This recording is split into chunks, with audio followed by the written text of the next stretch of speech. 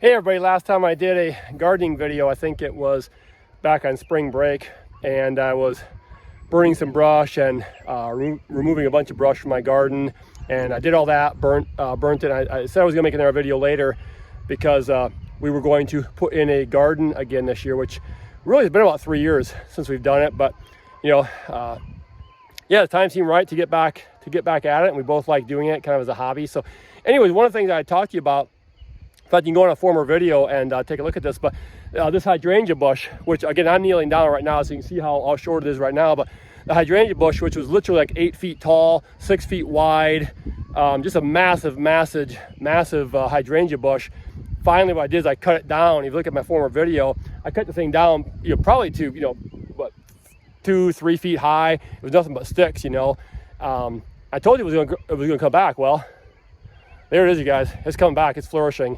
This thing is, if I stood up, it's probably about, 4 to maybe 4 feet high right now. But yeah, thing's gonna be awesome here come later this summer and early fall. But yeah, that's a hydrangea bush that was like literally cut back to like sticks earlier this spring. But hey, let me give you a quick little tour of the garden and where we're at. I'll get back down over here. I'll kneel back down here so you see a little bit better. As you can see, I still haven't made a decision on what I'm going to do with my bird bath. But honestly, I could keep the thing. If I just wanted to replace the top, I could very easily do that. Just not really sure if I want to do that or not. So I don't know. I guess I'm holding off on it because I haven't decided, but I'm probably going to end up getting rid of it, but it's still here. But anyways, if you look back over here though, you guys, look, we got, got the cucumbers, squash, green beans over here. One of the things we didn't really count on is we have never really planted squash before, and I think that we planted them probably a little bit too close to the beans. So what we did is we put cages around them to try to get them to grow up a little bit higher. And actually the same thing with the cucumbers. We actually seen that in a video where somebody actually put cages around their cucumbers so they grow up a little bit higher over the cages and then don't take up as much space. So that was kind of one of the reasons we did it. We thought, well, let's try it with the squash as well. It seems to be working right now pretty good.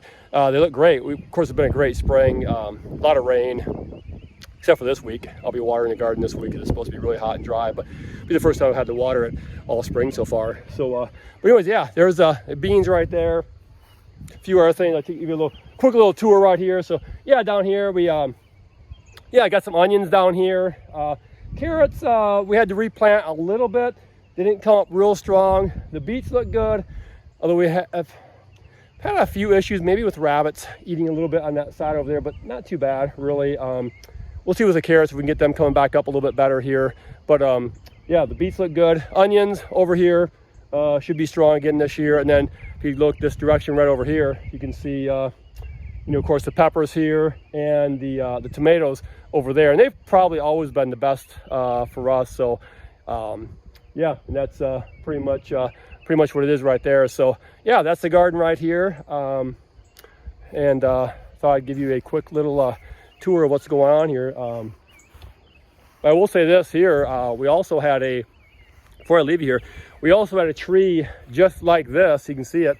Yeah, a fairly tall tree. It's beautiful flowers every July on it, but it's a Rosa Sharon, I believe is what it is. A Rosa Sharon, I think is what it's called. It's a fairly big tree, but we have one just like this next to it that died. I'll show you in another video I make what I have done with it and what I'm going to put there in its place, but I'll show you that here in a second. But yeah, so there it is. The garden is alive and active, you guys. Again, wow, wasn't that long ago there was just a bunch of brush in there, and it really wasn't as much work as I thought. I burned the brush, I took my tiller out, tilled it up, planted the garden here probably middle of May, and here we are, what, almost mid-June, I guess. And yeah, things are looking pretty good. So hey, I will be back with you guys for another video later. See ya. Bye.